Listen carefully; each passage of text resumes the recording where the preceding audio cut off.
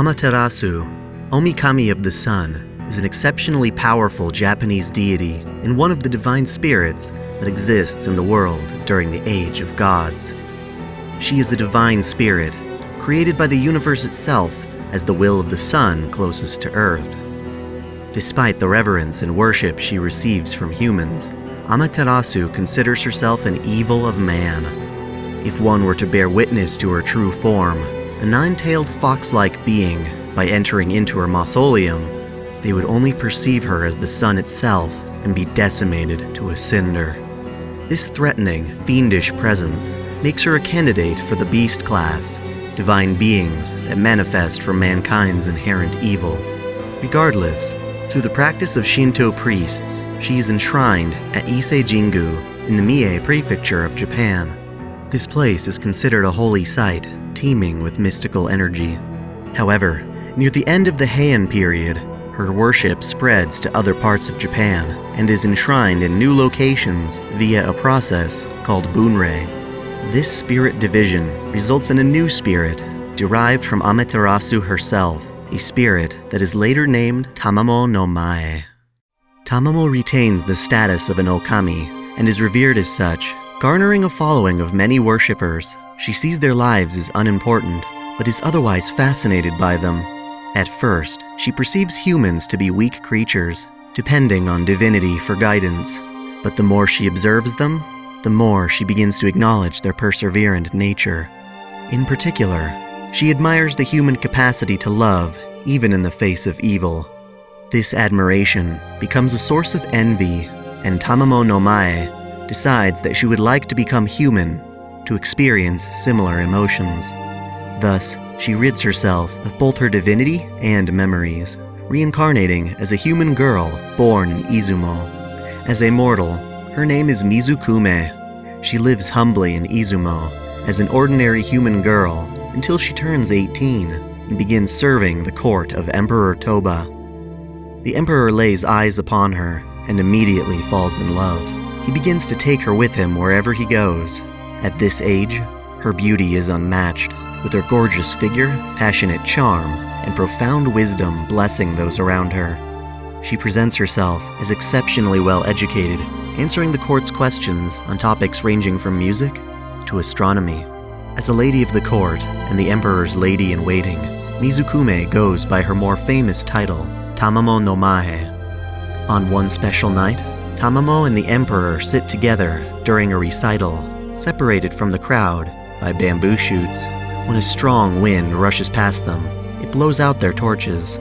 From the darkness, Tamamo's body starts to glow, not only amazing Toba, but also everyone who could see her shine through the bamboo. One day, Tamamo awakes to find that she has spontaneously grown fox ears overnight. While they could be considered adorable, she fears that these ears will alienate her from Toba's favor. To avoid being discovered as something inhuman, she carefully conceals her ears from others within the court. They are carefully hidden for an entire month. Just prior, Emperor Toba falls gravely ill, and none of his physicians nor priests can understand or cure his ailment. Tamamo lovingly remains beside him, and the two shed tears, not wanting to part ways.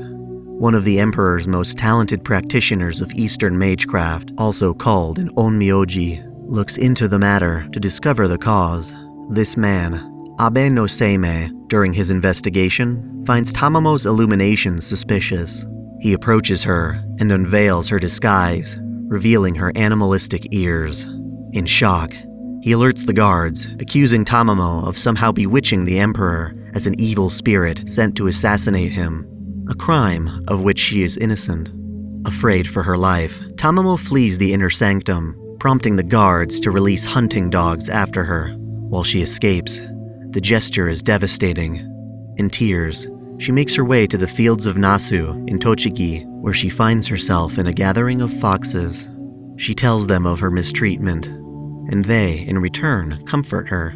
What a rough journey you had. She wishes they would instead encourage her, but they do not understand her desire to live among humans. Ah, what a fool I was, she laments, fully realizing her inhumanity. Despite her attempts to help humans prosper, It was inevitable that they would turn against her out of fear. She had done nothing wrong, yet no man would believe her. The longer she remains at Nasu, the more infamous she becomes, garnering the attention of Toba, who is now retired from his duty as emperor. Still convinced that Tamamo had caused his illness, and thusly forced him from the throne, Toba orders an army of 80,000 soldiers to pursue her. It is not long before these soldiers arrive, screaming, "Kill the fox demon!"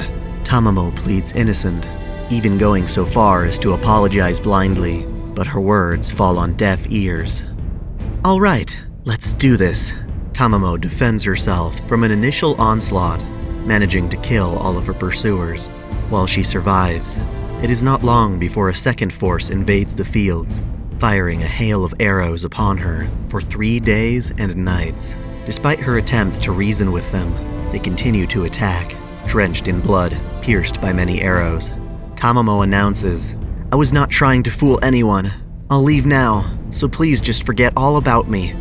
The encounter gives her a clear perspective of humans, mortal creatures who train in priesthood, aspiring to be closer to gods, are ultimately too frail, fearful, hating, and self-righteous to so much as come close to godhood. Tamamo's assailants draw and fire an enchanted arrow, striking her down as she dies screaming. The goddess, once worshipped by humans, is killed by those same humans, as an after effect of being a goddess incarnated in human form. Tamamo's corpse becomes the Seisho Seki, the killing stone, releasing a cursed poison that immediately kills those who approach it. In this form, she kills countless people, ascending as perhaps the most plentiful murderer on Earth. The Killing Stone's massacre continues until Genro Shinsho, a practiced monk, shatters the stone, its pieces scattering to 3 distinct areas of Japan. In these places, remnants of the stone become different Osaki Kitsune and Inukami spirits, some of which are later turned into familiars for more elite mages. Through this process, Genro is able to appeal to Tamamo's troubled spirit, persuading her to lay down her grudge against humanity. Despite her long-standing reputation as a mass murderer, Tamamo's devotion to trying to understand humans remains. In particular, she still yearns to one day become a good wife, as she had failed to do so with Toba.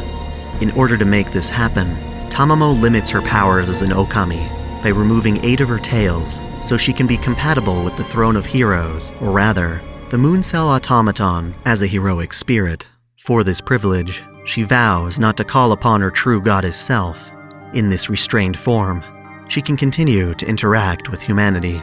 In the modern era, a neuroscientist and Spiritron hacker by the name of Twice H. Peaceman is tragically killed in a bioterrorist attack. While his body is no more, his data is recorded into the Moon Cell and recycled as an NPC in the Moon Cell Grail Wars. Upon being exposed to many different masters, Twice's AI gains self-awareness and joins the next Grail War as a master.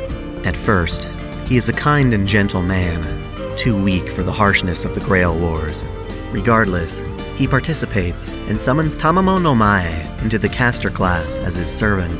While Twice and Tamamo get along well enough, their compatibility is low, and their bond remains lackluster.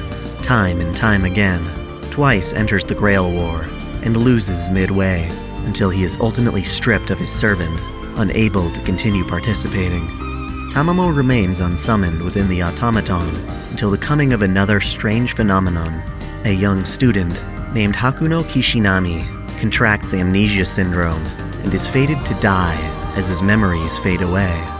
While Twice H. Peaceman had discovered a cure for amnesia syndrome, his premature death prevents Hakuno's treatment. Thus, he is cryogenically frozen until a cure can be found. Sadly, with Earth stagnation, no such cure is in sight.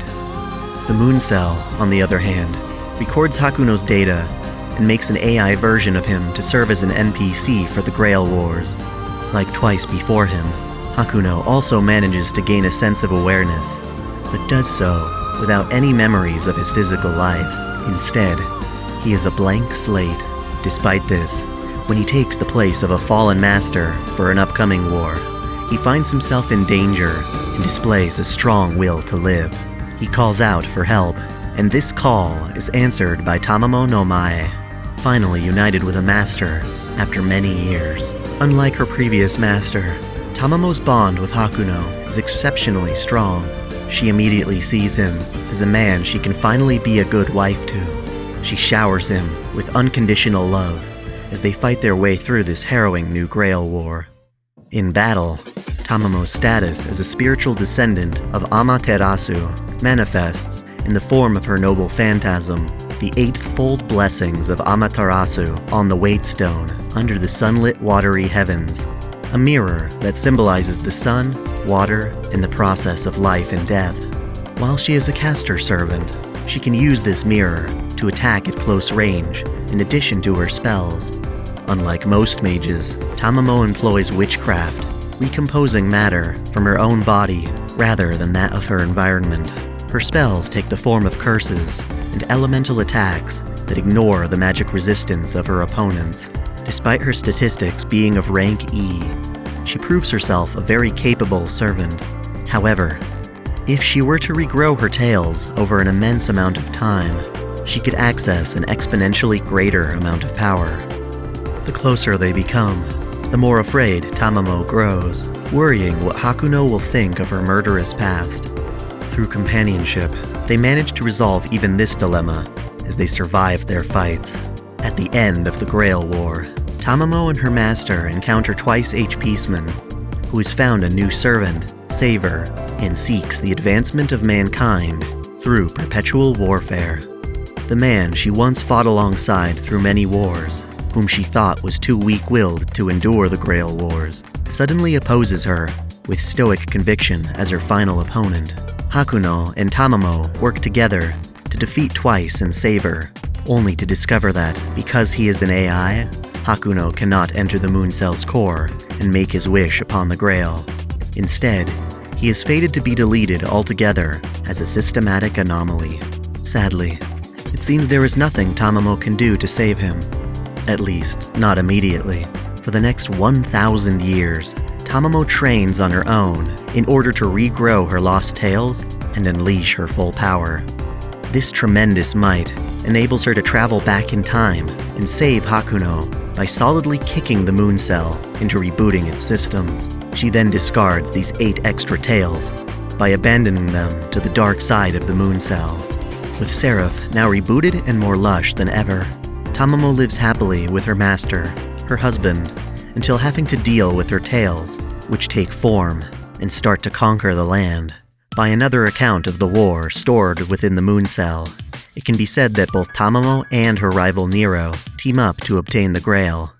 While Nero is acknowledged as the war's victor and granted the cell's power via a ring called the Regalia, Tamamo is able to reunite with Hakuno when his data becomes split between mind, body, and soul. She spends her days with her piece of Hakuno's cyber frame, living happily until they are caught in Archimedes' plan to assist the Umbral Star.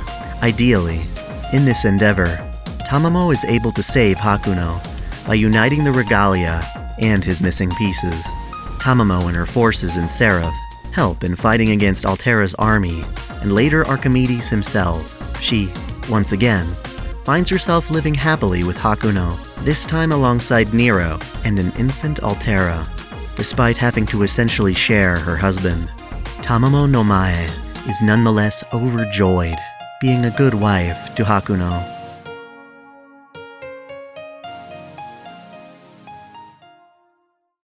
Thank you for watching this video. If you enjoyed it, then go check out some of my other lore videos. It's my goal to make one of these for virtually every servant in the nasuverse, and I would appreciate your support through that journey. The best way would be to become a patron of the channel. We offer different reward tiers, ranging from early access to the chance to suggest your very own video. Oh, and don't forget to subscribe to OtakuDaiKun for more anime lists, reviews, discussions, lore videos, let's plays, and the holy waifu wars. Until next time, celebrate your fandom.